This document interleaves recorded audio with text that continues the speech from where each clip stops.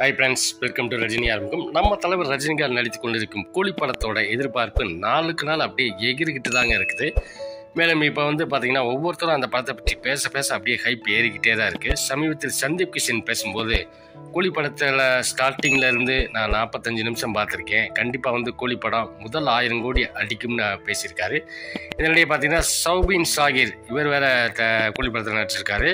இவர் என்ன சொல்லியிருக்காருன்னா, இவர் ஒரு விஷயம் சொல்லியிருக்காரு, பாஷா தளபதி போல் கூலி படம் இருக்கும், கண்டிப்பாக தியேட்டரில் மாஸ் பண்ண போகுது. இப்படி ஒவ்வொருத்தரும் சொல்கிற விஷயம் என்னன்னா, கண்டிப்பாக 1000 கோடி அடிக்கும்னு. ஸோ அதுக்கான எதிர்பார்ப்புகளை ஏற்படுத்தி இருக்கு.